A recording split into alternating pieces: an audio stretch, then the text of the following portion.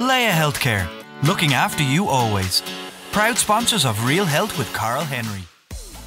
Hello, welcome to Real Health with me, Karl Henry, in association with Laya Healthcare. Folks, over the last couple of weeks, we brought you some fantastic international experts, and this week is another one of our international experts. This week, we want to make you happier, not a little bit happier, but 10 times happier. And my guest for this week's show is psychotherapist, former NHS Clinical Lead, and best-selling author Owen O'Kane. Owen, welcome to Real Health. I ask all my guests who come on at the minute, how has life been over the course of the last couple of months through COVID? Yeah, it's been tough. It's been interesting trying to launch a book on happiness in kind of one of the most challenging periods I think we've ever had, really. But to be fair, for me, happiness it's not like some fluffy concept. It's about being comfortable in your own skin and being comfortable with life. And I think, I've had to practice a lot of what I preach over the last couple of months. So it's been an interesting few months, but actually probably no better time to release a book that I think can really help people at the minute. So yeah, I'm good. I think it's forced people to reflect on life a little bit in terms of what's important, in terms of work-life balance, in terms of just reflection generally. And the fact that for some people, they have been happier over the course of the last couple of months because they've been home more, seeing their family, seeing their partner more, and naturally they've been that little bit happier. It's been a mixed bag for a lot of people. I mean, I think some people have struggled. I think it's made some people more anxious, and I think other people have been able to stop and take stock of their lives really and reevaluate. And I think, like thing that we know, stability, security, being able to travel, flexibility, all of that was taken away quite quickly. So it's been probably one of the most massive adjustment periods we've all had in a long period of time. So in terms of what I talk about and what I do, I mean, it really is incorporating all of that and thinking, okay, how can you live and cope better even in tough times? So it really is a massive testing ground for my work. And let's get stuck into that work straight away. So we're going to talk through the 10 simple steps and 10 simple tips in the book. The first one is around the past and to stop looking back. Yeah. I mean, look, as a psychotherapist, you see people from every walk of life and people come struggling. And I think everyone that comes to therapy wants to feel a bit happier than they are. I think most human beings would acknowledge that they'd like to be a little happier. And what I see a lot is I see people getting stuck in the past. It's a really tough thing, actually, because most people come to therapy thinking that they're unhappy because of things that have gone on in their life. And that may be true to your point. But what I see happen is I see people get in the way of their own happiness. And often they do get stuck in the past, stuff that's gone on in the past, stuff that was disappointment for them, stuff that was a challenge for them. And the difficulty is that if people stay latched on to the difficulties of the past, then that informs how they live and it informs their future. So a big part of the first chapter is about make sense of your past. We're not saying that you get rid of it. Make sense of it and make use of it, but don't be kind of restricted by it. Particularly the tough parts. I think that is probably the most important thing. And is it fair to say a lot of people run from their past in some regards and don't want to look back and don't want to kind of address the issues that are there before they move on? Yeah, I think it's a fair point. A lot of people do, try to avoid it because, they've had a difficult past or they've had, stuff in their family that was difficult to come to terms with, then they do try and run from it. But, I think for most people, the past will catch up on them. And in fact, I was talking to somebody earlier today who is really anxious, really struggles with anxiety, and they've also had a really difficult past, but they've never dealt with it. And what I was trying to formulate with this person was that their anxiety is trying to get them to deal with their past. And I think this is often the thing, is that the thing that we experience in the here and now, particularly the uncomfortable emotions, is about trying to redirect us back and think, okay, what haven't you dealt with? What haven't you processed? And that's ultimately how people move forward. So yeah, you can't run away from it, but at the same time, what you don't want to do is you don't want to over-attach to it. Okay, so to move forward and to make those healthy changes, be it weight loss, be it overall health, be it lifestyle health, you've got to step back a little bit first, address the issues that are there, and then move on from there. Yeah, exactly. I think, salvage what you can, take from it. I talk in the book very openly. My own past was quite difficult. I grew up in Belfast, and it was a really tough time to grow up in Northern Ireland. And I had to come out as gay and stuff at a time that it wasn't the thing to do at all, really. But, the difficult moments from my past, what I've been able to do is to turn them around and make use of them and help me develop. So, but equally, there are parts that I've had to let go of. I can't stay over attached to the fact that I was bullied for, all through my teenage years. If I hold on to that, then I become restricted. So it's about, okay, well, that was tough, but actually it taught me a lot. And I can move that into my life and use it for my benefit. Okay, great. And area number 2 then is to stop overthinking and get out of your head. Tell us a bit about that. Yeah, I think that, this is a big one for most people. We just spend way too much time in our head overthinking, overanalyzing, trying to work stuff out, trying to control stuff. And a big part of my work is to trying to get people to just kind of come out of their head more, because when you're up in your head all of the time, you're disconnected. You're not really experiencing. That thing when you go out, I don't know if you've had it, you go out for dinner or you go out for a pint with somebody and they're preoccupied and you can almost watch them think, and they're not with you, they're not in the room, they're just in their head the whole time. So part of my work is to help people to come out of that pattern, because essentially you're not experiencing anything when you're caught up in your thoughts, when you're caught up in overthinking, overanalyzing. So it's about coming back more into the present moment and learning to disengage. We have about 60 to 80,000 thoughts a day. So the neuroscientists tell us, and about 60% of those thoughts can be negative in nature. Now, if you've got somebody who's in their head all of the time, it just means it's an uncomfortable way to live if you just stay focused on thinking all of the time. So it's about, realizing that. I'm not saying don't think, but what I'm saying is that sometimes you just need to start living and experiencing a bit more. You'll get a bit more freedom and happiness in that. So that ties in with the whole idea of, I suppose, of mindfulness and being in the moment and kind of focus on what you're doing. So if you're having breakfast, focus on your breakfast. If you're spending time with friends and family, spend time with friends and family and focus on them. But it's even more than that, though. The neuroscientists are brilliant in all the research stuff, and they tell us that when you're in the moment, and I know it sounds really cliched, and people start to, when you start using that language, I think people think, oh, bloody hell, what's going to come next? But I think the thing for me is that when you're, for example, if you're meditating, or even if you're having a cup of tea and you're just focused on having the cup of tea, your attention and your energy is on one thing, which means the mind isn't all over the place. The Buddhists call this monkey mind, where your thoughts just go from one thing to another. So when you're present in the moment on one thing, basically what you're doing is you're training your mind to focus better, and you're quietening down a lot of the activity in the mind. And essentially what we know is anxiety is overactivity in the mind. So what you're trying to do is to reduce the activity by bringing people back, just deal with one thing at a time, focus on one thing at a time. So essentially you're a personal trainer, Karl, so you'll know about this. You're training a muscle. So by doing that, every time you do it, you increase the flexibility and plasticity of the mind. So even though it sounds cliched, it's a bit like going to the gym. Every time you come back into the moment, you're training the brain to settle down and to quieten and strengthening the muscle, which is a good thing.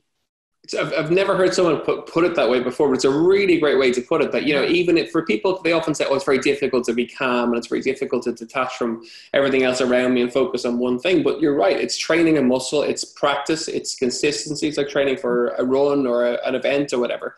It's training the body, and over time, you'll get better at it if you practice. It does. And the thing is, you'll know this as a trainer, if you're only rocking up for training occasionally, you're not going to build muscle, you're not going to be fitter. And it's identical. The mind is a muscle. If you're not training that regularly, it's not going to function in the way you need it to, and you are going to have a chaotic mind that feels like it's on overdrive a lot of the time and thinking too fast. So when I hear people talking about in the moment of meditation and stuff, I think there is a natural instinct for a lot of people to switch off. Whereas what I think is actually no, meditation is about teaching you how to manage your mind, how to slow it down, how to help you cope better, how to help you function better. So it's a brilliant tool. Okay, area number 3, I love this. No regrets. Brilliant. No regrets. Yeah. It's a biggie, isn't it? And look, let's be honest. We all have regrets, and I think it would be abnormal not to have regrets. And it kind of almost goes back to what I talk about in the first chapter, that if you spend a life, regretting what could have been, what should have been, then suddenly it becomes a life of misery. And I see this all of the time. And I see people come to therapy and they're embittered and they're angry and they're frustrated because they think, I could have done this, I should have done that. But, you know, the bottom line is the one thing we can't undo, you cannot change what's been. It's impossible. What you can do is you can kind of salvage, okay, what have I learned from that? What would I do differently again? What decisions would I make differently next time around?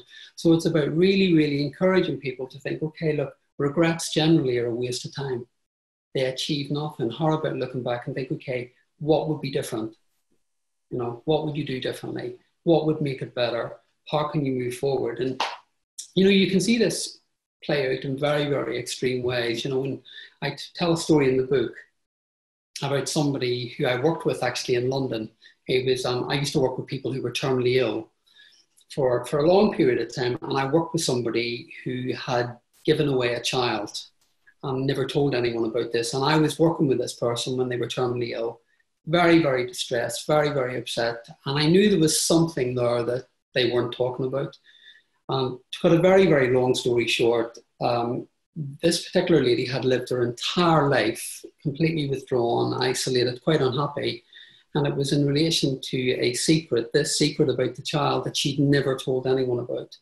And her entire life was just basically unhappy because this secret never got divulged until she was starting to die and I was working with her. And that really impacted me about people being trapped by secrets and regrets. And she got a bit of freedom in the last couple of weeks of her life. But I just kind of think there's a lot of people living with regrets out there. And I think, again, it's about coming back to the concept of happiness. We get in the way of our own happiness. And if people carry regrets, then they block their own personal happiness. So I think, you know, acknowledge what the regrets are, but learn that skill of letting them go. Okay, and it's a powerful skill that, you know, and the ability to let go of something, again, takes a little bit of work. It might take some work with a psychotherapist to get there, but it's an important thing to be able to do. I think too, it's about the humanity of the fact that, you know, every one of us have regrets. You will have them, I have them. You know, sometimes we screw up, sometimes we get it wrong.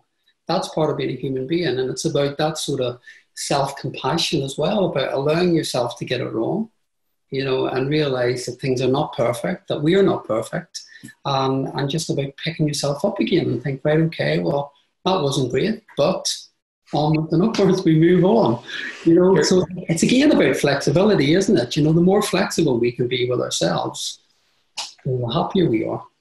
You're an optimist, obviously, by trade, I would imagine, just from chatting to you already.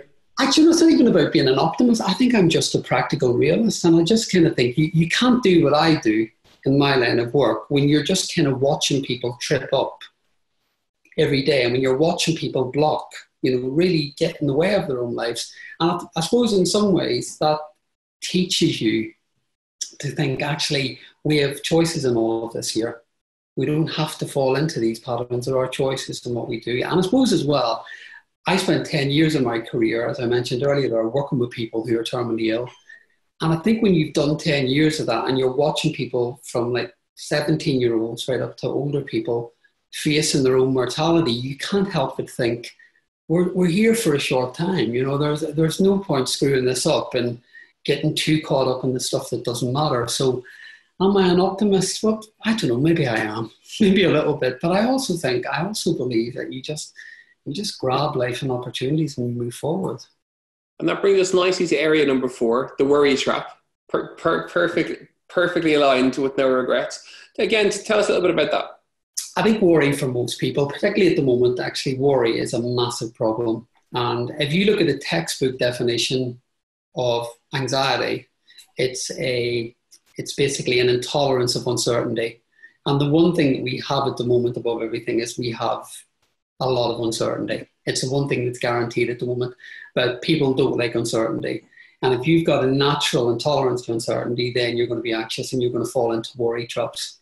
And this chapter, I talk specifically about how we contribute to our own worries, because often without even realizing it, we can see worry as a good thing. And people often worry, believing that it's actually going to get them out of the situation or it's going to improve the outcome. Whereas what we know from all the research is that 90% of what we worry about never comes to anything, which is a huge number, you know. And even the 10% of things that we do worry about, most of them don't have the catastrophic outcome of what we predict. So in real terms, most of what you worry about or what I worry about will never come to anything. So worry is a waste of time. However, it's a very natural mechanism. And the problem is if people don't realize that they get caught up in worry patterns by, for example, buying into worry as a good thing, overthinking situations, believing that if they worry more, they're going to prevent something bad happening. If people get caught up in that trap, then they stay very, very anxious. So it is really, it really is about, this chapter is about helping people see the traps that they fall into. And I see this every day in clinical practice. And if you are somebody who worries a lot, presumably chat and talk and the ability to chat those worries away is a really good thing to do. It is, to your point, but here's the problem. And again, it falls into the kind of the worry trap thing. If people are constantly, say, for example, Karl, we were friends in the real world and I was a worrier and I kept ringing you up every day saying, Karl, I'm worried about this, I'm worried about that. And you kept reassuring me. Well, in psychology terms, we call that safety behaviors. So actually, you might think you're doing me a favor, and I might feel better short term because you reassured me. But the bottom line is, until people learn to reassure themselves and stop seeking reassurance by talking over and over and over again, they fall into the trap of worry. So while at one level we'd be encouraging people to talk and to get their concerns out, what we don't encourage is people to seek assurance over and over and over again, because that maintains the loop of worry. Okay, great. And we chatted about other people there. The next one I'm absolutely intrigued by, Why Hell is Other People. A fantastic title for a chapter, if ever there was one. Hell is Other People. Yeah, that could be a book in itself, couldn't it, really? I mean, if you look at all of our lives, I mean, none of us have perfect relationships, and we all have people in our lives who are difficult. And we all have people in our lives who make life very, very difficult, and that can be professionally or personally. And I think the one thing I talk about in this chapter is that every one of us are acting out our own stuff all the time. Whether it's our self-doubt, insecurities, whether we have a chip on our shoulder, people are playing out their behaviors all of the time. And I think what often happens in the real world is people are constantly colliding, because nobody's really dealing with their own stuff. And I suppose in this chapter, what I talk about is that often people behave badly. And it's really about understanding when people are behaving badly and why they may be behaving badly, and not personalizing it. Because I think often when we're dealing with difficult people, the intuitive, natural thing to do is to take it personally and think it's about us, when actually more than often it's about the other person. And there's a great skill when you've got somebody in your life who behaves badly or acts out all the time. There is a real great skill in being able to stand back and not personalize it and see it for what it is, which is them acting out something and not buying into it. And I suppose really learning that skill of knowing when you've been triggered. I mean, I know what my buttons are. I know when I've been triggered. I know what winds me up. So for example, if somebody underestimates me, that will press my button, and it always has done. But I need to know that about myself, because if I don't, then I'm likely to react in possibly inappropriately or not in the right way. So it's really about not only understanding other people's behavior and why they might be behaving the way they're doing, but also understanding that we have to take responsibility for our own reactions to other people. And then suddenly life becomes a bit easier then, because, you do depersonalize it, and then you're less likely to be triggered. Okay. Folks, you're listening to Real Health with me, Karl Henry, in association with Laya Healthcare. We're halfway through our top 10 ways to improve your happiness with author Owen O'Kane. Some really brilliant content so far, and we've lots more tips to come. Oh, tip number 6 is kick the habit. Kick the habit, yeah. I mean, this is really about behaviors. I mean, no matter who we are in life, we will all have some sort of habit that we use to comfort or to manage. And, for some people that might be booze or drugs, or for other people it might be food, sex, shopping, it can be anything. But I think as human beings, we often latch on to habits as a way of coping with something. And again, it's about recognizing, a lot of people come to therapy and they'll talk about all sorts of stuff that are going on in their life, but they will also talk about habits that short term help them cope and give them a bit of ease, but actually longer term create lots of difficulties in their life, their relationships, finances, their future. So it's about, this chapter is kind of quite hard hitting in a way. It's about getting people to stop and to really take a look at themselves and say, okay, what habits do you have in your life that help you? measured against what are the habits that you participate in that actually block your life, get in the way of your life, hold you back. Because again, it's part of our DNA as human beings. We always want to externalize. We always want to say it's because he did that, she did that, it's because this happened, when actually it's about, but you need to acknowledge that your contribution to your habits are part of the problem. And it's a bit like if somebody has got an addiction to alcohol or drugs, the breakthrough only happens when they acknowledge there's a problem. Okay, so it's about getting, it's about responsibility, essentially. Yeah, so if you want to get happier, you've got to look back, you've got to take responsibility for yourself and really get to know yourself a little bit. And as part of the next area is stop blaming others and take responsibility. Yeah. I mean, this is a hard chapter. I mean, to be honest, it's probably my favorite chapter to write, because I think it's probably the most empowering thing you can do for somebody. Because, look, as a therapist and a writer, there are a lot of self-help books out there that will give you a lot of fluff and a lot of loveliness and a lot of platitudes and chant this and you're better. And I just kind of think it's not my style and it's not how I work at all. I really do believe that you do not change, your life does not change until the moment you stop and take responsibility for it.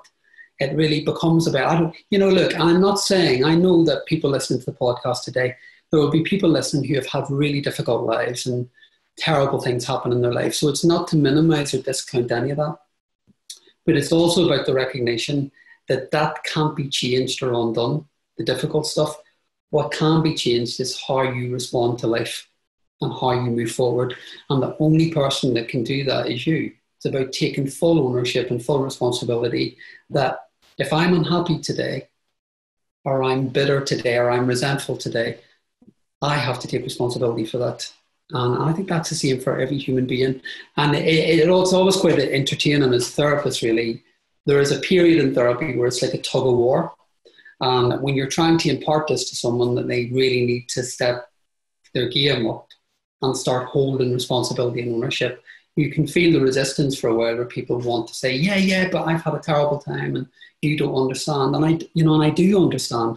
But I also know that if I just give them pity and platitudes and tell them how awful it is, then they're stuck and they will be stuck. I see people in therapy sometimes for 10 years and they don't move forward because, they're maybe working with a therapist who is, kind of embellishing this here and, almost colluding with the person saying, yeah, it is terrible and how awful. And I think you actually don't do anyone any favors by doing that. It's about, okay, let's make sense of it, but hold responsibility. Okay. And the next area is one we talk about all the time on the show. It's stop comparing yourself to others. A really important one in the Instagram generation and those who are stuck to their phones in terms of social media. Yeah. There's lots of this going on and it makes people absolutely miserable. It's an interesting one. I wasn't on Instagram until my first book came out. I mean, genuinely, I've got quite a nice community on there now and it's great to interact with people. But I didn't know what a hashtag was 2 years ago. And that hands up. So, it was hilarious for me to go on Instagram. But it was a big surprise, actually, because I could see what was happening on there. You go on, and as a human being, you look at perfect lives. Most of the time on Instagram, the images are colourful, they're nice. People look well. You get the best versions of people on Instagram, let's be honest. And if you're having a shit day, pardon the expression, and you go on Instagram and you see everyone else living their best life, yeah, well then it's only natural that your mood's going to collide and drop a bit. And I think, the danger with Instagram is that, or any of the social media forums, you just have to take so much of it with a pinch of salt. What you see in there is a millisecond or a microcosm of someone's life. It's not the full picture. And I think this chapter really is about the dangers of comparing, your life, not only your life, it's even in our own lives and our own professional careers. I think if you focus on your journey, your passion, what motivates you, and you stay focused on that there, it doesn't matter what anybody else is doing or at what rate they're moving or how far they've got, or it doesn't matter because, I treat people all over the world and I see people, from A-list celebrities to people on the other end of the spectrum. And what I've learned is it doesn't matter. Somebody can appear to be at the top of their everything and they still really, really struggle.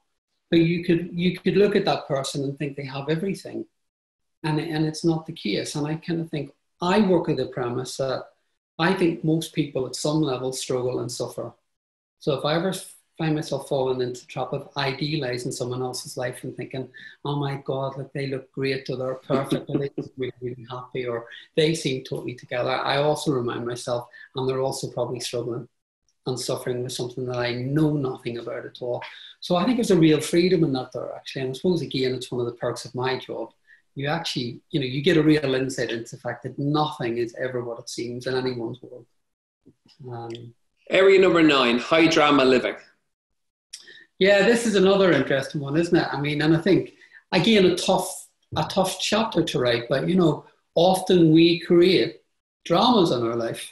We create dramas by the people we surround ourselves with, the choices we make, the decisions we make, how we enter, how we deal, how we fall back into, decisions that things we've done in the past that we think, oh, that didn't work out. And then we go back and we repeat the same stuff over and over and over again.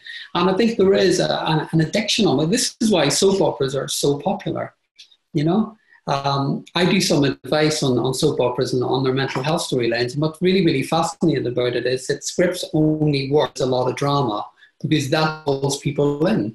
And I think in the real world, there's a danger this happens a bit as well. This is why soap operas, your Love Island, all of these type of shows and stuff, people tune in because they love the drama, they love the conflict. And I think there's a danger that might spills into everyday life, where people almost get caught up in the fact that, if life isn't high intensity and dramatic, there's something missing.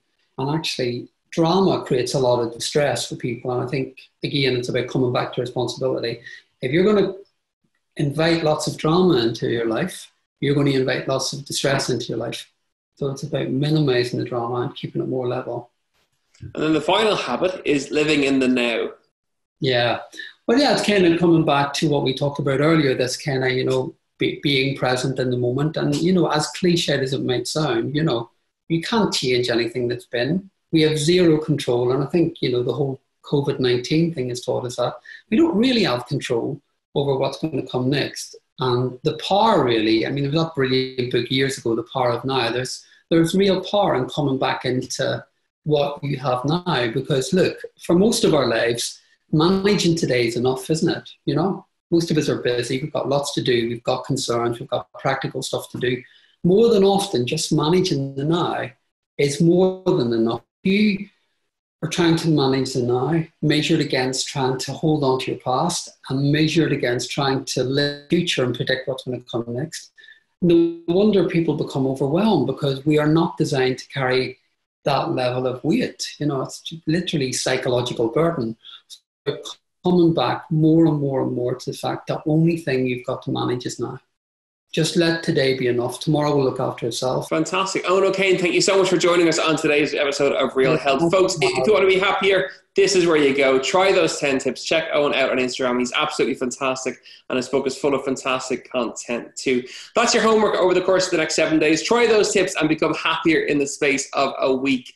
As ever, you know where we are. We're at Karl Henry PT on Twitter and on Instagram. And if you have any questions, it's realhealth@independent.ie. We are on YouTube now as well. All our episodes are up on our YouTube channel, so you can find us there also. Have a fantastic week. Stay healthy, stay happy, and we'll see you next week. Slán go fóill. Laya Healthcare, looking after you always. Proud sponsors of Real Health with Karl Henry.